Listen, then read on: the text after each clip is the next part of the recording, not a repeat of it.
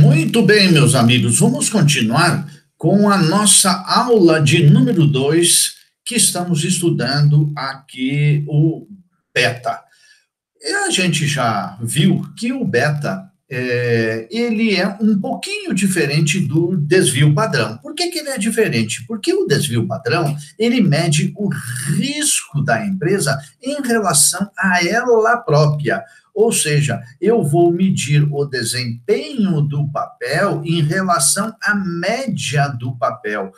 Então, a noção de risco aqui é um pouquinho diferente. Agora, já o beta, ele vai medir o risco de uma ação em relação a um benchmarking de mercado, em função de uma referência de mercado. Então, eles têm duas diferenças muito marcantes e bastante cruciais. Só para te lembrar, o risco não sistemático, que é o risco da empresa, ele é passível de ser eliminado. Você pode eliminar até 100% desse tipo de risco. Como é que você faz isso? Diversificando a sua carteira. Já o risco sistemático, o risco conjuntural, não há como ser eliminado.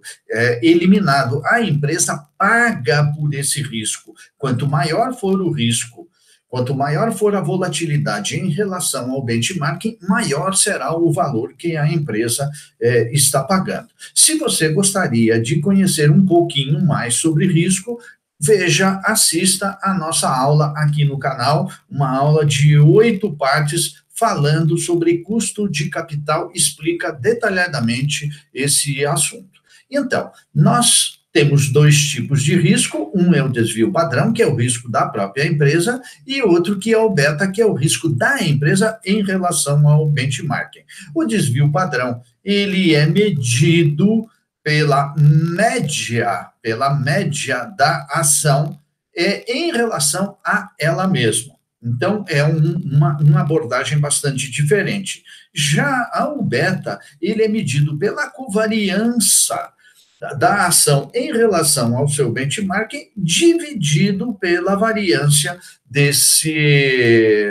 do benchmarking.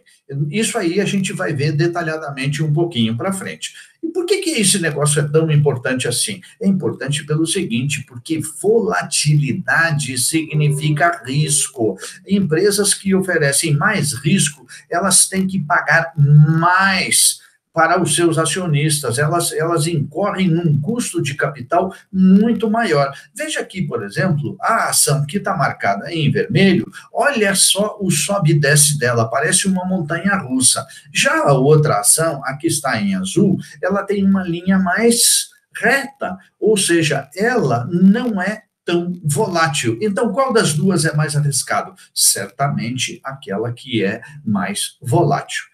Para você lembrar um pouquinho só da estatística, porque a gente vai usar isso aqui um pouco para frente, então veja aqui eu tenho a fórmula da variância, aqui eu tenho a fórmula da covariância, e aqui eu tenho a fórmula do beta. Você pode perceber, se você conhecer um pouquinho de estatística, que existe uma grande semelhança entre a abordagem matemática do beta e a abordagem matemática do desvio padrão. É claro, porque ambos medem volatilidade e ambos decorrem do mesmo raciocínio teórico. Para finalizar, em resumo, eu queria te dizer, então, que o beta é a chave para calcular o custo de capital próprio. Para te lembrar, o custo de capital próprio, que a gente chama de WACC, ele é formado por duas parcelas.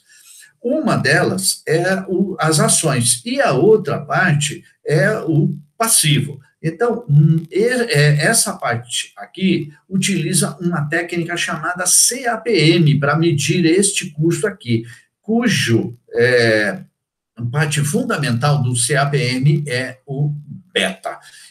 O risco diversificável, que está aqui no gráfico, ele pode ser eliminado. Se você tiver duas ações, você tem um risco X. Agora, se você tiver 100 ações diferentes, que é um baita de um exagero, esse risco aqui ele pode chegar a zero. Agora, esse risco aqui, meu amigo, esse risco aqui não tem o que fazer com ele. A única saída para quem tem esse tipo de risco, para que o ativo varia mais em função do mercado do que o próprio mercado, a Bovespa subiu 1%, o teu ativo subiu 2%. A Bovespa caiu 1%, o teu ativo caiu 2%. Significa que ela é mais volátil. Então, empresas que têm essa característica não têm o que fazer. Esse risco não dá para eliminar. Então, essa empresa ela vai ter que fazer o quê?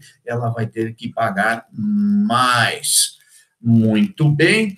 Veja aqui um exemplo de ação com beta baixo. A Itaúsa é uma ação com beta baixo. Onde o mercado vai, a Itaúsa vai atrás. Ela acompanha o movimento gráfico do Ibov. Ela não tem diferença. Se eu pegar a Petrobras, que é um setor hiper complicado, hiper volátil, muito difícil de trabalhar, olha só, a Ibov vai numa direção e a Petrobras vai numa direção completamente diferente.